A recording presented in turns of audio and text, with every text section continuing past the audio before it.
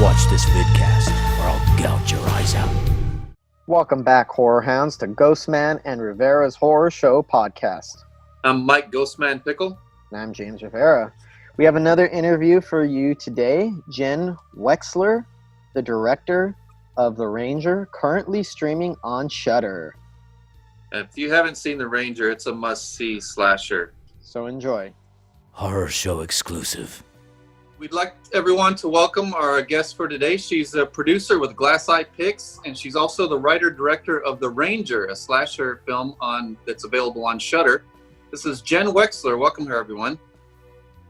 Thank you. Thanks for having me. So how are you doing today, Jenn? I'm good. I'm just chilling in my apartment where I've been quarantining for quite a long time. How's the lockdown going for you? It's going. I've found ways to make the time go by. I'm reading a lot. I am watching lots of movies and writing a lot and trying to do things like this where I FaceTime with people. Okay. So it sounds like you've been pretty productive during this time. Trying to be. All right, so let's get started. So you grew up in Rockaway, New Jersey. How was that? How was your childhood? Rockaway is a suburban town. So, I mean, I had a lovely, wonderful childhood. I actually grew up in Parsippany, which is nearby there. And then when I was 12 years old, my parents moved me to Rockaway. So I went to a brand new school, and, moving your child right when they're about to go through adolescence is, like, I think the worst time to move a child. But then my middle school and my high school years were not as lovely. However, I found horror and I used horror to get through it. So it worked out. Perfect. And you and I both have something in common. We were both moved from our hometown at age 12. So how do you think that shaped you as a person and as an artist and a filmmaker? It created all this stuff that I had to conquer. I think I felt very secure, like growing up, going through my childhood, having these friends from ages like 5 to 12, like having my groups of friends. I felt like very mentally healthy as a child, and I don't remember having any like cares about anything. And then moving to this brand new school, like I said, at the same time you're like about to go through adolescence, and so everything's changing. Everyone's changing around you, so they're all going through their stuff, and you're there completely alone, completely by yourself, having to introduce yourself to everybody. I mean, ultimately, I think it helped my personality, and it made me, I have no problem now going into places where I have to introduce myself and everything. Now it's something I've gone through a lot, so it's fine, but it's hard when you're a kid, So ultimately, I'm very happy about that period too, because I think I found myself, I found my individuality. Because I wasn't fitting in, I had to figure out other things. So I found myself through movies and through music.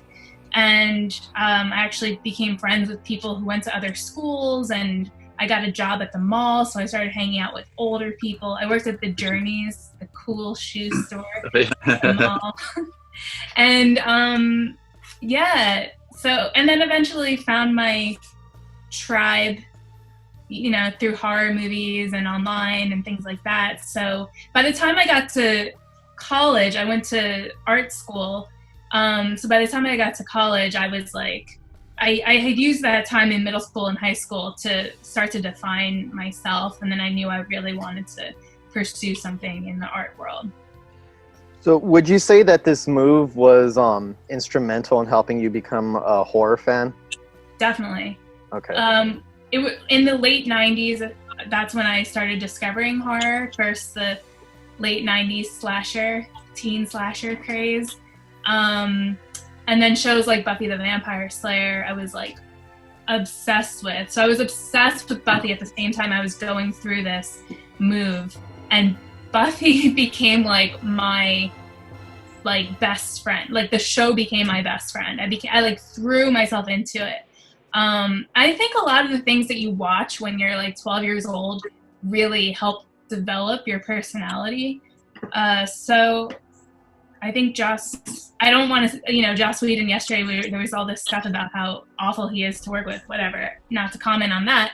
But I think Joss Whedon and his characters might have helped develop my personality a little bit. You majored in screenwriting in school, so did you write or film anything before you had to do it for school? Yeah, when I was a teenager, I would make little shorts with my friends, and anytime I could like make my class project into a video project, I would try to do that.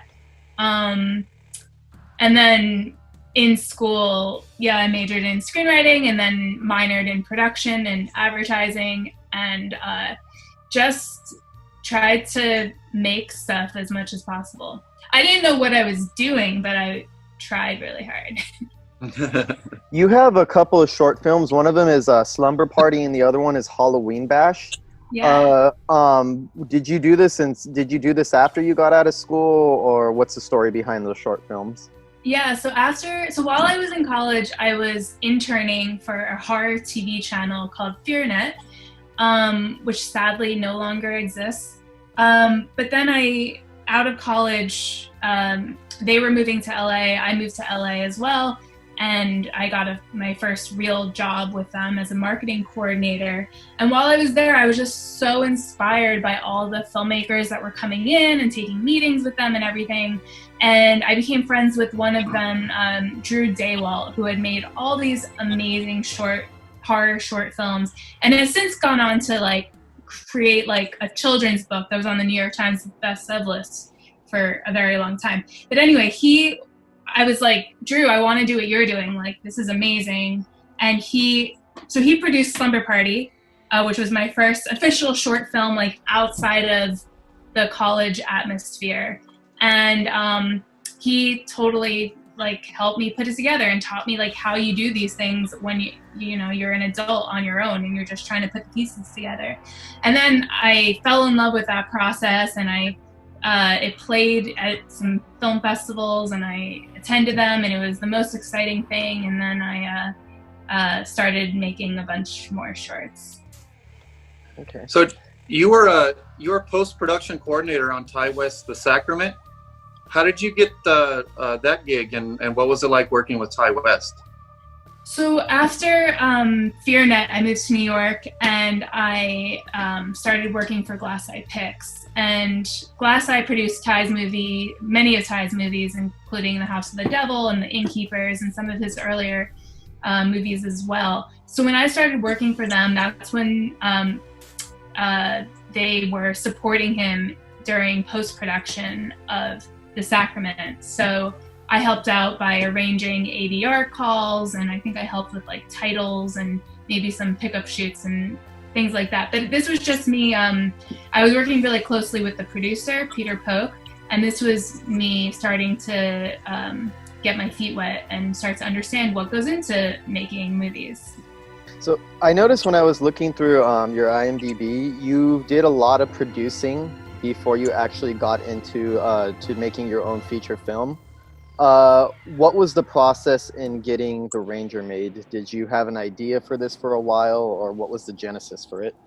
Yeah, so actually when I was in school, in my screenwriting course, my classmate came up with this idea of punks versus a killer park ranger, and it was his senior thesis. And I was like, dude, that's like such an awesome idea. It feels like something that should already exist. But then, when we first graduated, we were like, oh, we need money for rent. We don't know how the first thing about making feature films. So like with all of our projects, he put The Ranger in a drawer, and I put all my stuff in a drawer. And then a couple years later, after I had been working with GLASS EYE and I had produced a couple of films, I really wanted to direct a feature, and I remembered The Ranger, and I was like, yo, can you find that, and can we work on it together? And so then we started updating it to our sensibilities. Okay. So the movie is heavily steeped in punk rock culture. Were you a punk rocker growing up? When I was a teenager, when I was going through that period, of being so lonely, I discovered punk music and I started going to local shows and stuff. And then when I worked at the mall, I started hanging out with like older actual punks, and they would take me to shows in like, growing up in New Jersey, they would take me to shows in like Philadelphia and Rhode Island, and like, so I started getting to experience that world, and I was always very fond of it. I have a lot of questions about the Ranger, but first I wanted to talk about what was your transition between FearNet and GLASS EYE PIX? How did you first get involved with Larry Fessender, and what exactly happened with FearNet? So FearNet, a couple years, I left in 2012, and a couple years later, I think 2014, it was owned by Lionsgate and Sony, and for whatever reason, it wasn't working for them, and they shut it down, which is very sad because it was a lovely place with a lot of lovely people, lovely, passionate people, and everybody cared about horror so much. And it was lovely for me to get to work with all these people who were obsessed with horror and also get to learn about horror as an industry.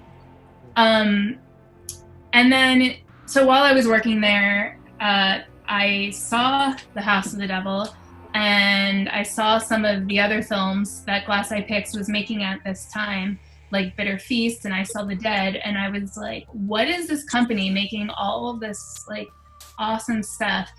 And I started becoming a fan of Larry Fessenden, who's run GLASS EYE PIX since the mid-'80s. And when I moved to New York, I had a short list of horror companies that I wanted to work for. Like Fangoria used to be based in New York. There was another horror TV channel, Chiller, that was based in New York. So I had this like short list. But GLASS EYE I was really excited about because they're a production company and I really wanted to learn how to make movies. So I got an introduction to Larry and to Peter, and I went to their Christmas party and I introduced myself to them and pitched myself to them, and then a couple days later I was working in their offices. Nice. Yeah. That's awesome. I wanted to circle back to the punk rock aspects of the Ranger. What do you think it is, the connection between rebellious music like punk rock and horror movies? Because they seem to overlap. I noticed a lot of our friends who are into horror happen to be punk rockers as well. Yeah, I feel like it's something, I don't know, it has to do with individuality. It has to do with like understanding this like darker, riotous, anarchic element and embracing it. It's not trusting society. I mean, look around at the world that we live in right now, with the authority telling us. I think a lot more people right now are becoming punk rock, so to speak, not trusting the authority blindly, And so I think if you watch a lot of horror movies, especially if you start watching them when you're a kid, you start to understand like, oh no, there isn't some safe government figure who has your back and is watching out for you. And I mean, I think that that's part of the punk rock ethos too, is like, don't just trust the man. Can you tell us a little bit about how you selected the songs, especially the punk songs that were going to be on the soundtrack, and how did you find so much solid punk songs for a low budget? Well, it was really cool.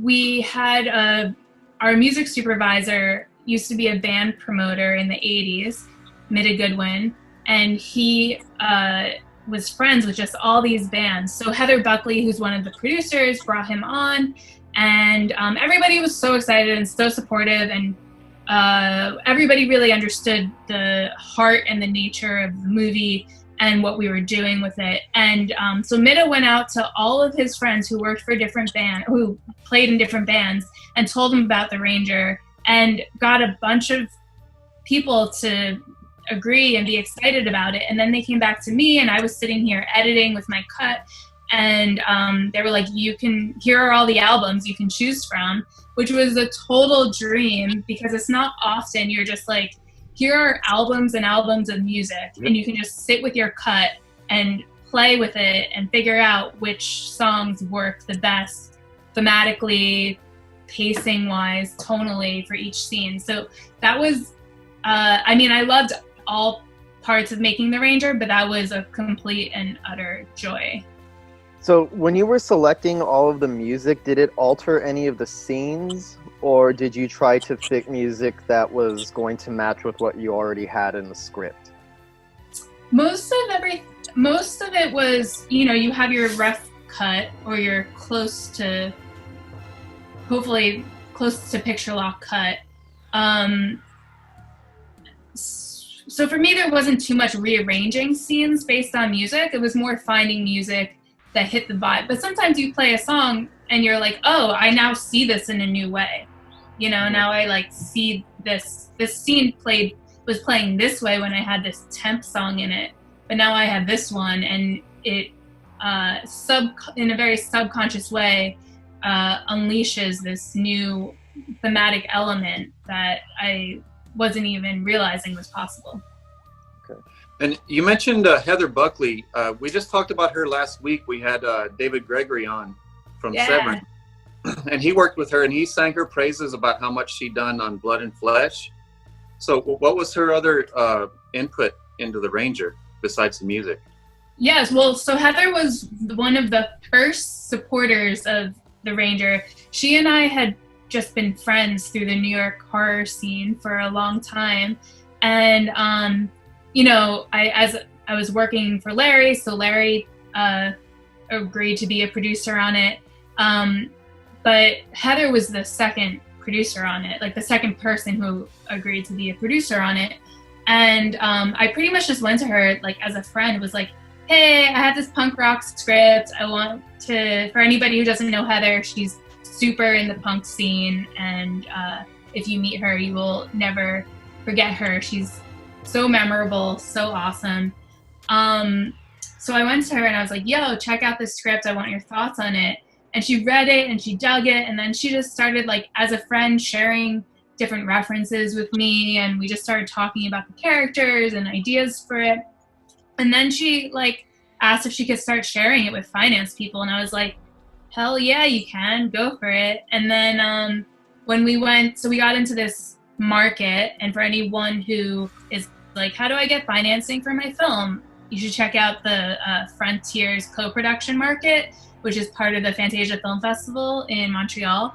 So we went to this market, we got selected to be part of the market and to pitch The Ranger to, like, a bunch of industry people and finance people. And yeah, it was Heather and I it's almost like speed dating, where you meet with different industry people and you're just pitching one after the other. So Heather and I were just there pitching, and ultimately that's how we found our financing through that program. So do you think that your history with producing and working with GLASS EYE PIX made it easier for you to navigate the challenges in getting your film financed and getting it made? Yes, only because I had been through it a couple of times from the producing perspective, so I knew the types of things that investors were looking for. So, you know, I knew the kinds of materials to create. I had actually, like, you know, before any conversations with investors, I had already planned what the shoot would be and what I had access to. And that just comes with, I had made at that point 4 or 5 features as producer, and that just came from, like, okay, this is probably the budget that we're talking about. It was actually, we kind of wrote it with a small budget in mind. Like, okay, it's 6 characters, they're in the woods mostly. We don't need that many locations. But we want to keep it interesting to the eye. So cool, there's this punk element. So we're going to use their costumes to keep it interesting to the eye. Because I've seen a lot of movies that are just in the woods, and it can get kind of boring to just be looking at woods and woods and woods. So we have, you know, bright pink hair and leather. And so there's this dynamic of, you know, rural woods, vintage Ranger vibes clashing with the neon leather of the punks and the, you know, the rage and music that they bring into this natural setting. I had an idea of where I wanted to shoot it. I had already hiked to different fire towers. So we shot in upstate New York, and there's this thing you can do called the Fire Tower Challenge, where you can go to all the different fire towers. And so I went to a bunch of those. And so I was already location scouting by myself before anybody was really involved, and just putting it together in my brain of, okay, so I say that, yes, it was helpful having produced, because I knew what to speak to when it came time to talk to investors. So there was never any question, like, can these people make the movie? It's like, yes, we know how to make it. Here's how we plan to make it. And I was able to answer anything that they asked. The character of the ranger has this weird kind of comedic layer to him, especially when he recites the national park rules. Was that always in the script? It came in a later draft, but yes, it was in the script before we went to production. And yeah, Jeremy Holm is awesome and wonderful. And I was just a big fan of him from Mr. Robot and House of Cards.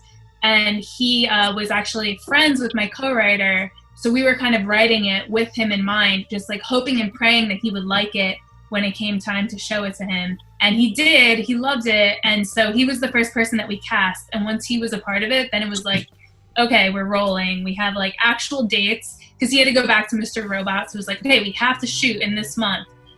We have to get him in before he has to go back to production. So yeah, it was great. Nice. Oh, I'm actually a really big fan of Mr. Robot. Did you have any backup plans just in case he wouldn't have been able to have done the project? Did you have any other actors in mind, or were you always bent on getting him? From the moment he said yes, it was all Jeremy. And then, I mean, I met with him probably in December of that year, and we shot the following April. So from that amount of time, it was like, you know, we were building the movie with Jeremy. Okay. Well, I also felt a layer of emotion and empathy for the ranger, and especially in the first half of the film, because the story was left so ambiguous. Was that on purpose that you gave him that layer of emotion, or was that just me? No, it's totally on purpose. I wanted him to, I mean, he has qualities, of course, of you know, an 80s hulking serial killer, and I kind of liked the vibe of matching together Jason Voorhees type figure build, or like Michael Myers type physical build, but with more of a personality. It's not quite the Freddy Krueger personality, but it's actually, I just rewatched The Hitcher, and I don't think it's The Hitcher either, but there's an example of another serial killer character who doesn't wear a mask and has a personality. But at the end of the day, I mean, the ranger is like, this is his mountain. These kids have come to it. They are littering. They are playing their music loud. In my preparation for it, I discovered some blogs from actual park rangers, and they would bitch about people who didn't respect the rules. And I was like, yes, so that kind of became the seed for the character. You know, if everyone respected the rules, it would be fine, but he's this kind of control freak, and he's had it. He's done with people disrespecting him. But at the end of the day, he really just wants to connect. He really just wants a connection. He's lonely, and he feels he has this connection with Chelsea. I liked how how ambiguous a lot of his character was, because the movie takes a while before you realize what the history between him and the main character is, and once you realize what the true history is, it's kind of surprising. Do you have in your mind a backstory for this character that's not present in the movie? For the ranger or for Chelsea? For the ranger. The ranger. Yeah, I mean, specifically in his relationship with Chelsea, 1,000%. And it's, we get into it a little bit, but, you know, I think that he's been thinking about her for a very long time. And this little girl changed his life and didn't mean to, was just living her own life and did this thing, and he saw it happen, and it was just so pure and instinctive that it was something he never forgot, because I think that he's kind of like, you know, in trying to enact the rules, he can never bring himself to actually murder people. But then after he met her, he discovered the ability inside himself. So yes, I have a whole psychological backstory for him, for sure. Okay. So how did oh, go on, Michael. I just wanted to talk a little bit about this excellent layered performance from Chloe Levine, who plays Chelsea. The transition of awkward punk girl with delinquent friends to the take charge, kick-ass final girl survivor was pretty seamless. So how did you handle that character development as first-time feature director? Thank you. Well, when I met Chloe, we definitely clicked over the character. You know, so much about Chelsea is she's stuck in this world of people telling her who she is and who she should be. And growing up, going to punk shows and having friends in that scene, I definitely experienced that kind of, you know, some of those toxic elements of friendships where it's like, oh, you're not punk enough, or like, oh, you're a poser because of whatever. And when you're a teenager, that there's so much anxiety around that because you want to fit in and you want to be seen as cool and everything. So it was a lot of that. It was a lot of like, she's just trying to figure herself out, you know? Also, there was stuff that Chloe and I talked about regarding memories and how, you know, if you do something when you're a kid and you regret it and you just keep like obsessing over it and thinking about it for the rest of your life, like how does that affect you? Like, what if you never did that thing? Like, did you mean to do that thing or didn't you do that? Like, the memory kind of like becomes something else the more you obsess about it and you don't even know what reality is anymore. So Chloe and I were talking about all those kinds of things, and then yeah, I mean, we created Chloe kicked ass in that role. Yeah, she did. What was the casting process like, and how did you come to decide on Chloe for the role of Chelsea? So we hired a casting director, Lois Drabkin, and she's amazing. And I was at South by Southwest with a couple of other films that I produced, and Lois called me and was like, yo, check out this movie, The Transfiguration. It's playing South by as well, and we'll arrange a meeting for you to meet with Chloe. And I saw Transfiguration, and Chloe's awesome in that as well. And I was like, yeah, like the characters are very different. But there was all these inner layers that I could see from her performance in the Transfiguration that I felt would translate really well to Chelsea. I wanted to talk a little bit about the punk characters as a whole, because we've all seen tons of slashers with the annoying victim characters. And some of these people were bad people on top of being obnoxious. So how did you manage to give each character at least one moment of humanity without it seeming out of place?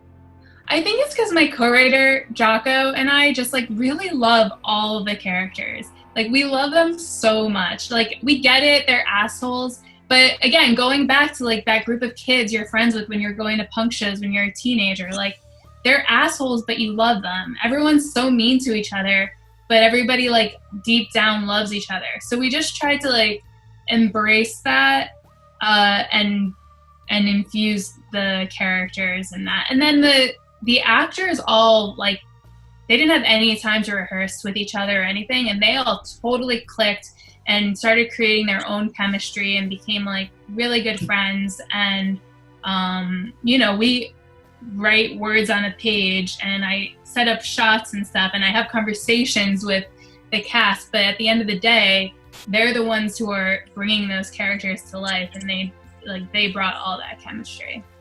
See, I think you did you and the cast all did a really good job, because I spent a lot of the movie angry at Chelsea's friends for being insensitive to her history and her memories and her past, because I could definitely relate to that.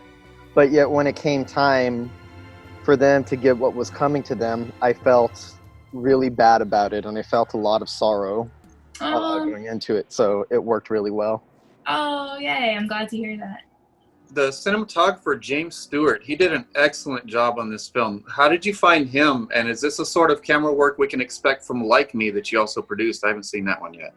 Yeah, definitely check out Like Me. I love it. Just as a producer, I love it. James was a DP on Like Me. And James's cinematography and just his the way his brain works and thinks about the world is so fucking cool. He's this total artist. He works with GLASS EYE PIX a lot. He also was one of the DPs on Larry Fessenden's most recent movie, Depraved. And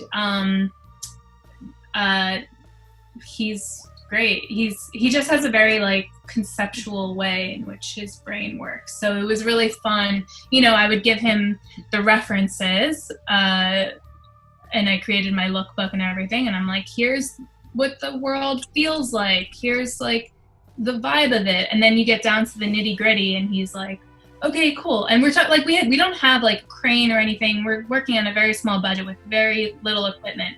So he's like, okay, cool. Well, we can build this rig over here to do this cool sweeping shot, and we can and then when you're working in the nitty gritty with somebody who's has that kind of brain and technique, it's really fun. So what were some of the biggest challenges in shooting the film and working with a low budget? I mean, low budgets are always hard because you don't have that many days. You're fighting. Well, we had a lot of night shoots, right? So we were fighting for to finish before the sun rises, because the sun is your and you're done. So I would say it was just typical stuff like that. But that's you get that in every type of shoot. But really, everything it was a total joy. Physically difficult was our climb up to the ranger tower on the mountain, because it was 2 hours up in the air up this really steep mountain, and roads didn't go there, so the crew had to carry the equipment up the mountain, and I felt bad asking our actors to climb up the mountain. So that was a physically hard day, but everyone had a good time and we were all in good spirits about it. I love your use of the country song, The Most Beautiful Girl by Charlie Rich. I actually grew up on that song because I grew up in the South. But it's the most innocent country song becomes such a menacing omen of death, and it's so effective. So what was the process of choosing that particular song, and how did you get the rights to such a popular song? So Jeremy chose that song to help him get into character. And he told me on set, he's like, yo, have you heard this song, Most Beautiful Girl? And he just started singing it. And then he just kept singing it. And he was always singing it on set. And in some of those shots, when he's walking away from Abe, who's and he has his foot and Abe's on the ground, Jeremy his face wasn't on camera, but he was actually singing it. So the microphone picked it up. So the microphone picked up all these moments of him singing it. And then one of our editors, when we were creating our assembly, was like, let's just put this in and see what happens. So we put it in, and then everyone was like, oh my God, we need to get this song. And including the producers. The producers were like, yes, we need this song. So then we just went through the regular channels that you go through. You have to call the record company and stuff. That's the bureaucratic part I don't like to think about. What was your process for getting this movie into festivals and getting exposure for it?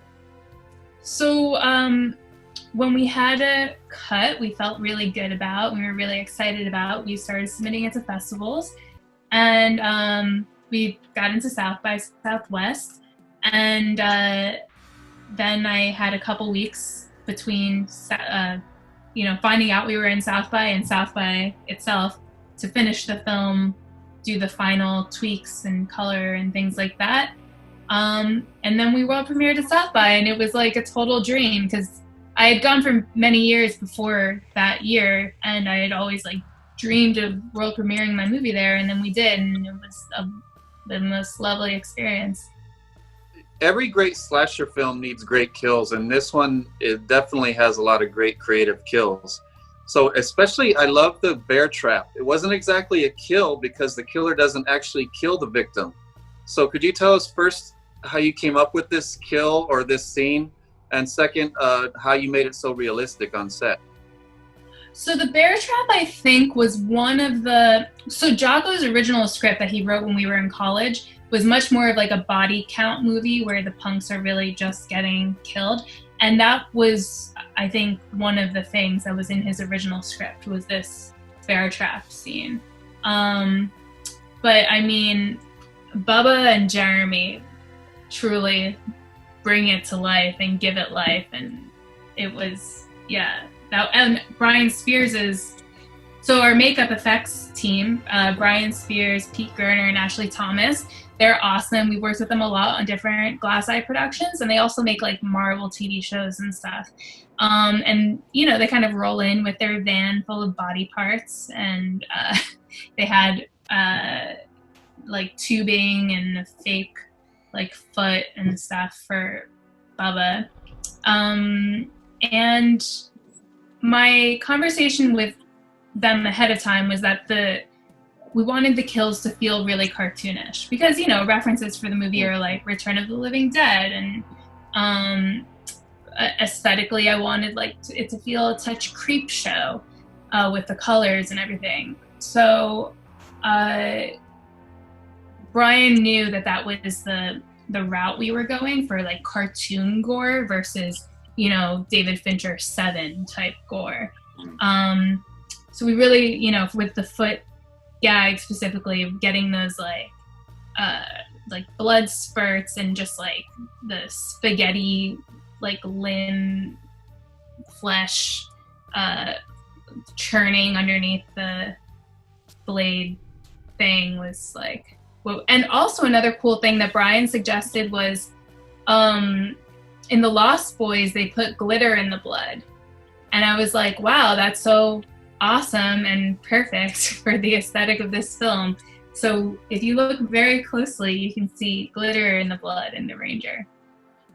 Oh, okay. So one of the most interesting things that Jeremy does in the movie is the part where he starts trying to imitate a wolf, and he like kind of wraps himself in that. And then was that part of the script, or did that happen on set? Yeah, it was in the script, but Jeremy brought it to life. Okay. It said, I forget what the actual, that like he's chanting, he's wearing a wolf coat, and he's like chanting and crawling in the corner. But Jeremy is, we had a couple hours to shoot that, like no time at all. And Jeremy was like, all right, we're doing this. And he stripped off his clothes and put on his wolf suit, and he went for it. Could you tell us about what it was like to work with real wolves? I couldn't believe that you actually had a real wolf in that thing. Yeah. Wait, that was a real wolf? At the end. Oh, wow. Okay. At the end, it's real. I think that I think it's funny because, I mean, obviously it's a low budget movie, but the Abe's kill, where you're kind of in the point of view of the wolf, and then you just hear the sound of him screaming, kind of sets you up to make you think like, okay, low budget movie, like we're not really gonna ever see a wolf. So then I was like very excited that our final couple shots, it's like, no bitches, here is a real wolf. We did get a real wolf. So we drove up to near the Canadian border and to this like wolf reserve, and we worked with real wolves, and the wolf was on a chain. We VFX'd out the chain, but what we learned is that if you howl at a wolf, it will howl back at you. So we were just standing there in the woods with like the trainer, and we just started howling, and the wolf howled, and so we got that like dream shot. It had actually been, that was one of the early shots that was just like, it's like a wide and a profile, and you have Chelsea and she's looking at the wolf, and the wolf howls, and it was like, oh my God, the thing that was just in my brain actually came true. This is pure joy. Okay. So Chloe Levine was really on set with the wolf. She was really on screen with it. Yep, she was on screen with it. It was like, she was like, we were all petting it. We were all very close to the wolf. I had some photos of her cuddling with the wolf. It was a very magical day. Nice, I bet. That's awesome. How did your deal with Shudder come about? They're one of the biggest things in horror right now. How did that happen? So when we played South by Southwest, that's where we were looking for a distributor, and the sales agents and the producers had their conversations, and out of South by we decided to go with Shudder, and it took so that was 2018 spring, and then we actually came out the following spring. So it was still a year before we were actually released on Shudder. But it was very exciting. I'm a big fan of Shudder. Cool. So much of the horror in the film takes place during the day. Was this purposeful to emphasize your play on colors and the contrast between the punk world and the forest? I love daytime horror a lot.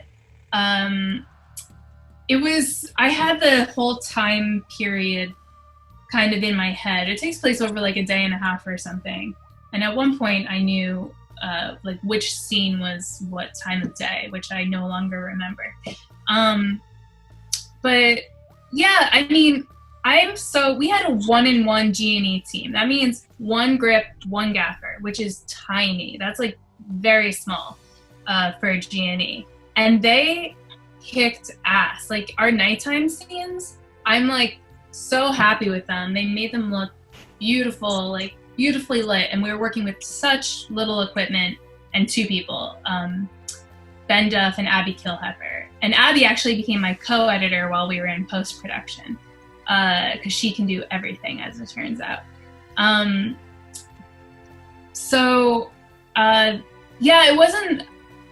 It wasn't written specifically for any, like, it must be 85% day or whatever. It was just kind of naturally telling the story over the couple of days. That was naturally how it worked out.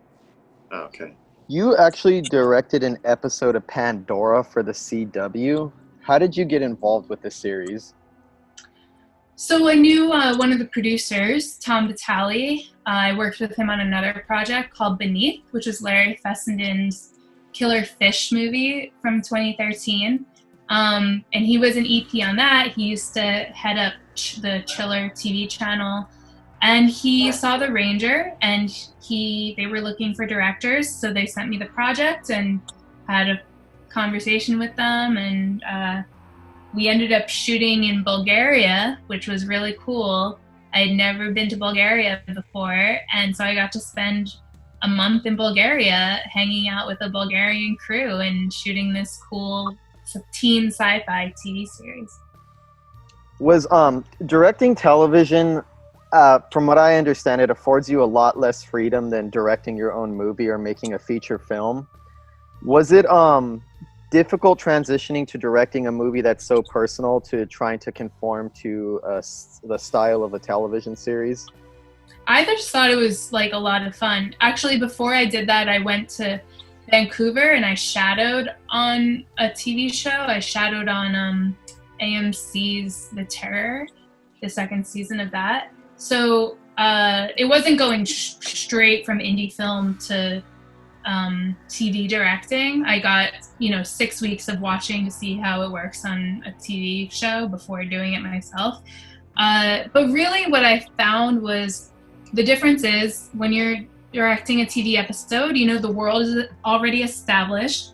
As the director, you're the new person on it. They've already been going for several episodes. So all the department heads, the DP, the production designer, everybody knows the world already. And it's your job to catch up and figure out what's been established, what hasn't been. And I think that's really fun. I think it's just a different type of exercise. Obviously in film, as a director, you're creating what that world is, and in TV, you're learning the world and then making sure all of your choices make sense for that world. Okay. But do you have any upcoming projects that you're either producing or directing, and has the lockdown affected any of your plans? Yes, because nobody knows what's going on with production. So I have some projects that I am lightly prepping right now, and we'll see when they go, but nothing I can talk about yet. Okay. Could you tell us if these are projects that you're going to be producing or directing? Directing. Directing. Okay, Nice. good to hear. Do you prefer producing or do you like directing more? I love producing, but right now I'm in a directing mindset. Okay. And do you want to continue writing your own projects? I'm down to direct other people's projects. If I click with the material and I click with the collaborators, I'm super down for that. But I also like writing. I'm kind of involved in like a bunch of different things. Some things I'm writing by myself, some I have co-writers, some are projects that hopefully I'll move forward as a director with, and they have other writers. So, I mean, all of it's fun, you know, and part of what's so fun to me about filmmaking is the collaboration, and is like you get to be surrounded by all these creative people and you're working together to create this thing from nothing. And so I'm down for any combination that makes sense. Okay. How much, and this is circling back to The Ranger, you were actually credited as one of the editors on the film. How important do you think it is for a filmmaker to be involved in the editing process? I highly recommend that during filmmakers' first many shorts, and definitely during their first feature, that they should be in the room with the editor, if not editing directly.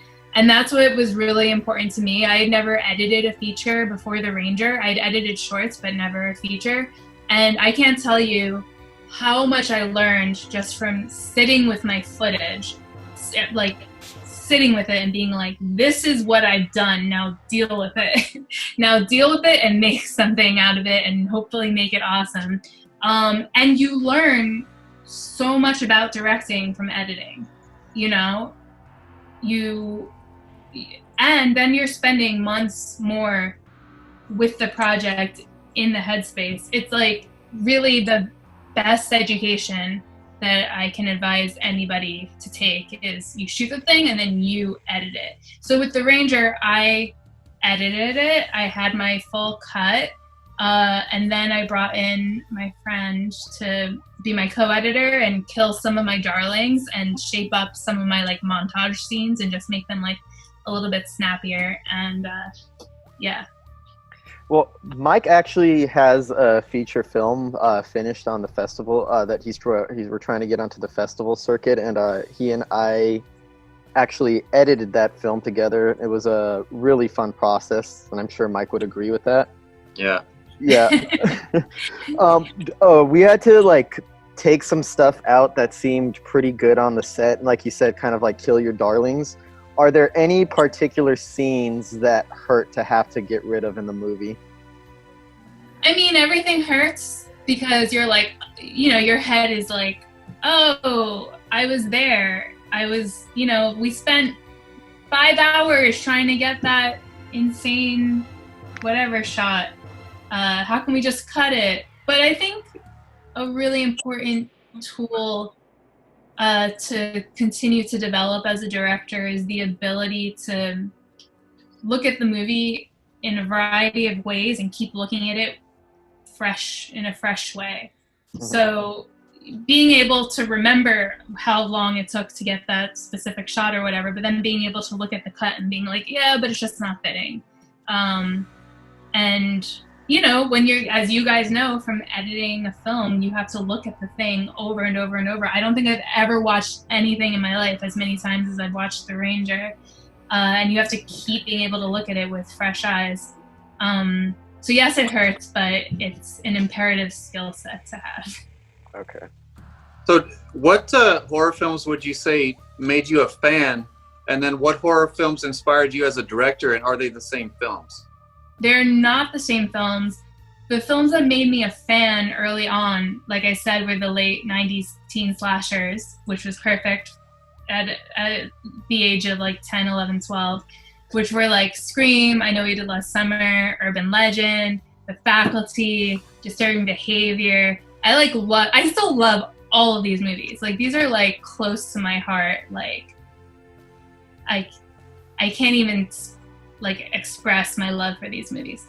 I Know You Did Last Summer too, and her like karaoke scene, like so good. And then but anyway, as I got older, I started learning about the rest of horror. So in regards to The Ranger specifically, you know, our influences were punk movies like Return of the Living Dead and Class of 1984, and Repo Man and Suburbia and things like that, and slashers like Cabin in the Woods slashers like Evil Dead, or Evil Dead's not a slasher, but Evil Dead and Friday the 13th movies. My favorite Nightmare on Elm Street is Dream Warriors, and I always felt like so bummed out that Taryn gets killed so fast. Like the second she becomes a punk, she gets killed. Like she's finally in her dream self, and she gets killed right away. And I was always like, fuck that. I want to make a movie with a cool punk girl that survives. So that was a major influence. Yeah. Cool. What are some of your favorite horror movies of recent years? I really love 10 Cloverfield Lane. Oh, I okay. think that's a pretty perfect movie. I really enjoy, it's a little older at this point, but I really love The Descent. I really love, what else do I love that's like new? Obviously, I'm a fan, I think, movies like Hereditary and The Babadook and The Witch. Like, those are all beautiful, you know, very affecting movies. Revenge is so good. Raw is so good. Yeah, I mean, I don't know. There's a lot of great recent movies. A lot of the horror genre for so many years, a lot of its creators have been males, and it seems to be a male-dominated genre. In recent years, you have movies like Revenge, which is we get more female directors. What were some of the challenges of trying to come up in a male-dominated industry? The major challenge for me was, and just to speak broadly about it, because it certainly doesn't apply to everybody, but I think that women or girls are raised trying to be perfect and trying to get everything perfect before they feel like they're ready to move forward with a thing that they really want, and that they must receive like permission from some other older figure, some male figure. They need like to be they need permission. They need, what's the word when you're like a king and they crown you or something, or they throw a stick. Oh, the coronation? Yeah, whatever. So, and I don't think that boys and men face that when they're growing up. I think that there's a lot more dudes who graduate from film school and are like, yo, I'm ready to direct my feature now. Whereas I was like, I need to understand this industry. I'm going to spend 4 years working in marketing for a horror TV channel, so I understand everything about marketing. Then I'm going to go to this production company and I'm going to produce all these movies, and I have to understand a movie in and out. I have to understand every moment of how you make this movie, from raising financing to delivering it, before I will be ready to direct a movie. So like, I've recognized these things about myself, and part of me part of me is so happy to have this education. And the other part of me is like, you know, maybe if I could go back in time, I would tell Jen graduating college, like, dude, just fucking start doing it. Don't like, you know, spend all this time doing other stuff. So I would say that was my biggest thing, just the way society. Otherwise, I don't think I've faced many sex related challenges. Do you have any advice for filmmakers trying to get their movies made? Any filmmakers out there?